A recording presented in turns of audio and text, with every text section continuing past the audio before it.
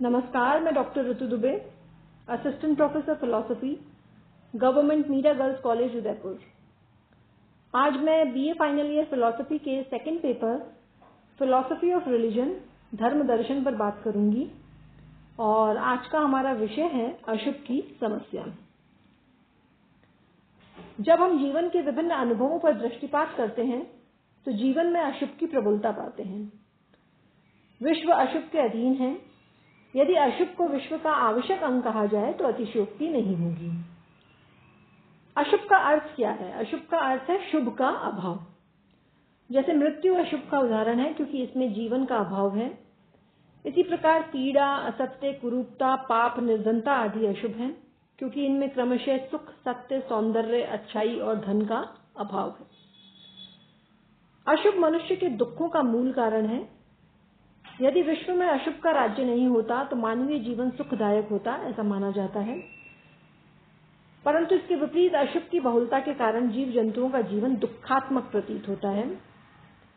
बाढ़, भूकंप जैसी प्राकृतिक घटनाओं से जीव जंतुओं को हानि पहुंचती है। अतः उक्त घटनाओं को भी अशुभ कहना न्याय संगत होगा।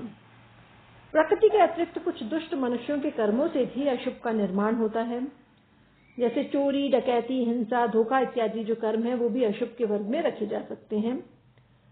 अतः जीवन के कटु अनुभव अशुभ के उदाहरण कहे जा सकते हैं।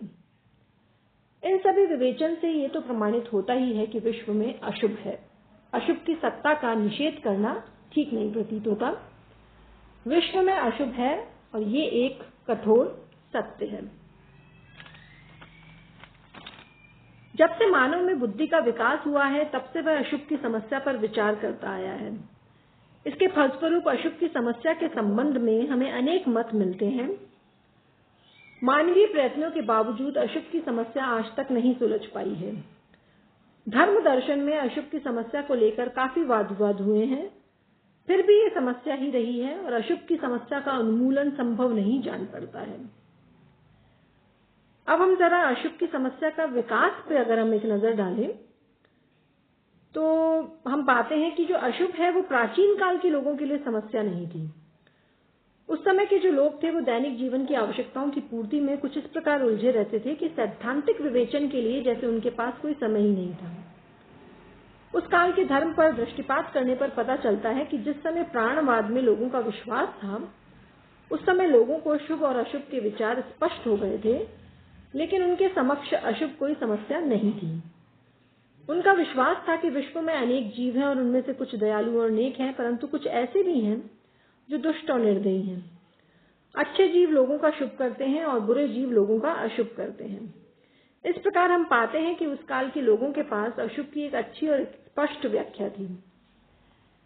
इसके बाद जब हम अनेकेश्वरवादी धार्मिक विचारधारा पर विचार करते हैं तो पाते हैं कि यहाँ भी अशुभ कोई समस्या नहीं थी, क्योंकि अशुभ की उत्पत्ति का कारण वे लोग कुछ दुष्ट देवताओं को ही मानते थे। अनेकेश्वरवादी धार्मिक विचारधारा के बाद जब हम सर्वेश्वरवाद की ओर ध्यान देते हैं, एक्चुअली कालक्रम से ये जो विचारधाराएं हैं वो सामने आई, पहले अनेकेश्वरवाद, फिर सर्वेश्वरवाद, उसके बाद ईश्वरवाद। तो हम कालक्रम से देख रहे हैं कि अनेकेश्वरवादी धार्मिक विचारधारा में तो अशुभ की समस्या विकसित नहीं हुई थी, और उसके बाद जो सर्वेश्वरवाद है उसकी ओर अगर हम ध्यान दें तो ऐसा प्रतीत होता है कि अशुभ की समस्या का विकास यहाँ भी नहीं हुआ था। इस विचारधारा के अनुसार ईश्वर एकमात्र ही सत्ता है, ईश्वर अनंत है, सर्वव्यापक सत्ता है। सर्वेश्वरवाद का मानना है कि ईश्वर और विश्व अभिन्न है। विश्व और ईश्वर में तादात्म्य संबंध मानने के कारण शुभ और अशुभ का भेद सर्वेश्वरवादी नहीं कर पाते हैं, क्योंकि विश्व की प्रत्येक वस्तु में ईश्वर का ही प्रकाशित रूप है, ऐसा ये मानते हैं। तो फिर उसमें शुभ और अशुभ का जो भेद है वो कैसा? विश्व में सिर्फ शुभ ही शुभ है या फिर अशुभ ही अशुभ? इसके बाद जब हम अनीश्वरवादी विचारधारा पर ध्यान देते हैं तो पाते हैं कि वहां भी अशुभ की समस्या उपस्थित नहीं होती। अनीश्वरवाद, जिसके अनुसार ईश्वर का अस्तित्व असत्य है, ईश्वर में विश्वास करना एक भूल है, ईश्वर में विश्वास नहीं रखने के कारण अनीश्वरवादियों के सम्मुख अशुभ की समस्या विकसित ही नहीं होती। अब हम देखते हैं कि ईश्वरवादी विचारधारा की स्थिति क्या है। जब हम ईश्वरवादी विचारधारा पर ध्यान देते हैं तो हम पाएंगे कि ईश्वरवाद के अनुसार अशुभ एक ऐसी समस्या बनकर आता है जिसका समाधान अत्यंत ही कठिन जान पड़ता है। ईश्वरवादियों के अनुसार ईश्वर एक है, अनंत है, व्यक्तित्वपूर्ण है। ईश्वर विश्व में निहित भी है, जिसे वो कहते हैं विश्वव्यापी है, साथ ही वो विश्व से परे भी है, यानी कि विश्वातीत भी है, दोनों ही है। ईश्वर विश्व का सृष्टा है और विश्व ईश्वर की सृष्टि है। ईश्वरवाद ईश्वर को सर्वशक्तिमान, शुभ और दयावान मानता है। जब हम विश्व की ओर ध्यान देते हैं तो विश्व में दुख, दीनता, पूर्णता, भाव इत्यादि अशुभ को उपस्थित पाते हैं।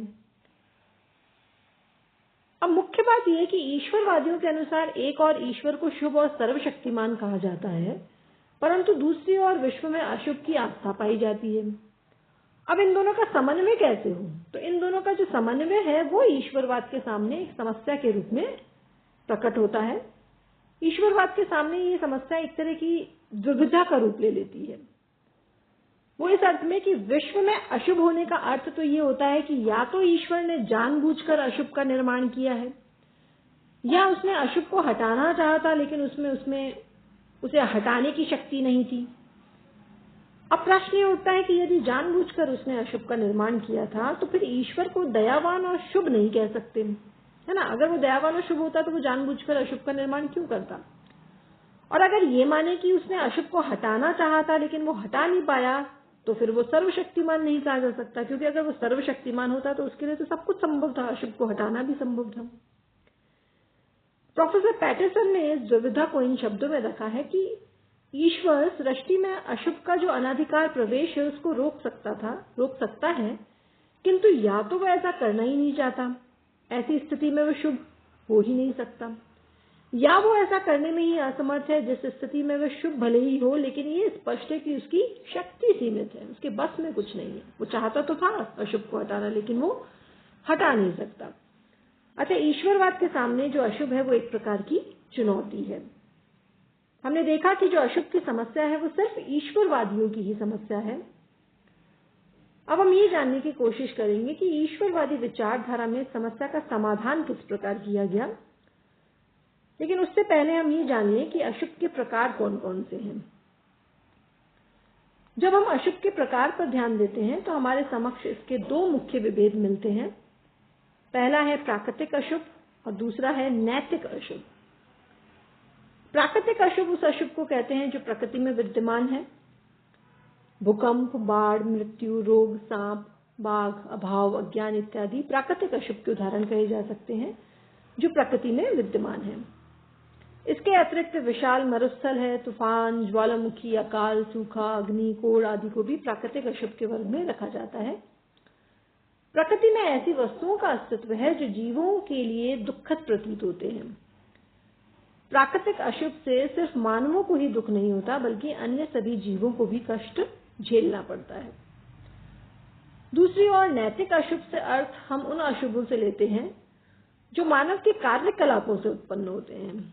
हम जानते हैं कि मानव में संकल्प स्वातंत्र्य है, फ्रीडम ऑफ विल है, जिसके अनुचित प्रयोग के फलस्वरूप नैतिक अशुभ का जन्म होता है। यानी मनुष्य अपने संकल्प स्वातंत्र्य का ठीक से प्रयोग नहीं करता, अनुचित प्रयोग करता है, जिसके कारण नैतिक अशुभ का जन्म होता है। असत्य, हिंसा, चोरी, डकैती, पाप इत्यादि नैतिक अशुभ कहे जाते हैं। प्राकृतिक अशुभ और नैतिक अशुभ में जो मुख्य अंतर दिखाई देता है वो ये है कि नैतिक अशुभ का जो कारण है वो मानव स्वयं ही है, लेकिन प्राकृतिक अशुभ का जो कारण है वो मानव कदापि नहीं कहा जा सकता। तो इस प्रकार से दो मुख्य प्रकार जो हैं वो बताए जाते हैं अशुभ के, प्राकृतिक अशुभ और नैतिक अशुभ। लेकिन कुछ विचारकों ने बौद्धिक अशुभ, तात्विक अशुभ, सामाजिक अशुभ, सौंदर्य संबंधी अशुभ को भी अशुभ के प्रकार माना है। जैसे अज्ञान, मिथ्या ज्ञान, भ्रम आदि बौद्धिक अशुभ के उदाहरण हैं। किसी भी रचना में कुछ ना कुछ दोष अवश्य रहता है, ऐसे दोषों को तात्विक अशुभ की संज्ञा दी गई है। अस्पृश्यता यानी छुआछूत, शोषण, दरिद्रता ये सामाजिक अशुभ के उदाहरण हैं। कुरूपता सौंदर्य संबंधी अशुभ है। अशुभ के लेकिन ये जो प्रकार हैं, ये जो बौद्धिक, तात्विक, ये जो मैंने बताया आपको, सामाजिक अशुभ, इन प्रकारों को ज्यादा प्रधानता नहीं मिली है और देखा जाए तो इन्हें प्राकृतिक अशुभ और नैतिक अशुभ से पृथक मानना है भी भ्रामक, इन्हें प्राकृतिक अशुभ और नैतिक अशुभ के अंतर्गत ही समाहित किया जा सकता है। इसलिए मुख्य रूप से अशुभ के दो ही प्रकार बताए जाते हैं, वो है प्राकृतिक अशुभ और नैतिक अशुभ।